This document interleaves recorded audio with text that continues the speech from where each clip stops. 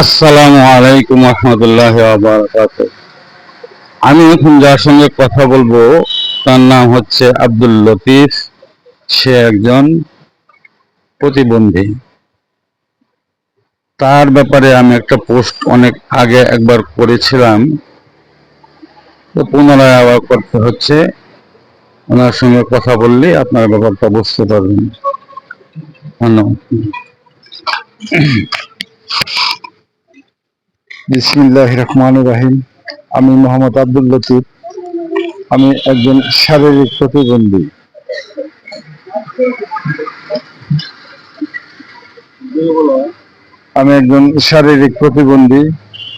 আমি এই ফ্লাক্সটা নিয়ে রাস্তাঘাটে ঘুরে ফিরে চা বিক্রি করি। আমার হাতে হুইল চেয়ার চালায় চা বিক্রি করতে আমার খুব কষ্ট হয়। আমি যদি একটা অটো হুইল চেয়ার করতে পারতাম তাহলে আমার জন্য অনেক সুবিধা হতো, কিন্তু আমার 2 ছেলে 1 মেয়ে।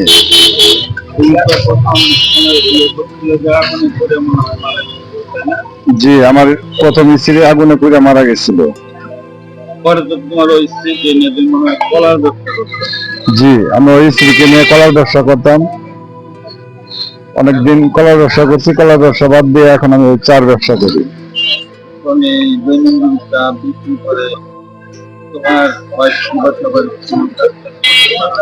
না,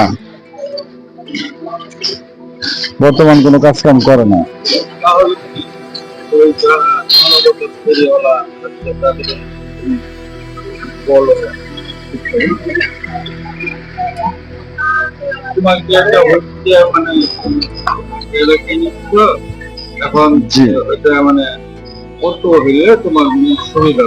জি, আমার একটা অটো হুইল চেয়ার হলে আমার খুব ভালো হবে।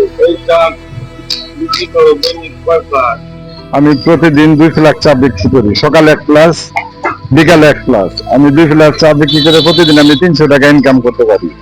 এই 300 টাকা দিয়ে আমার স্ত্রী সন্তান নিয়ে আমি ডাল ভাত খেয়ে থাকি। আমি ঘর ভাড়া থাকতে হয়, আমার ওখানে মাসে 3000 টাকা ঘর ভাড়া দিতে হয়। আমি ধর্মীয় দিক দিয়ে নামাজ কালাম, কোরআন পাঠ খুব চেষ্টা করি। বাকি সব আল্লাহর ইচ্ছা।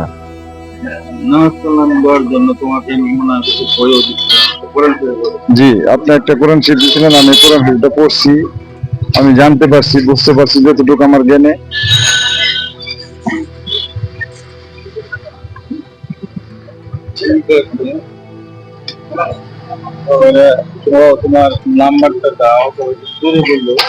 আমার মোবাইল নাম্বার 01747897632।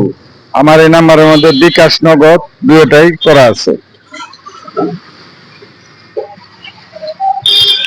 ধন্যবাদ আব্দুল লতিফ।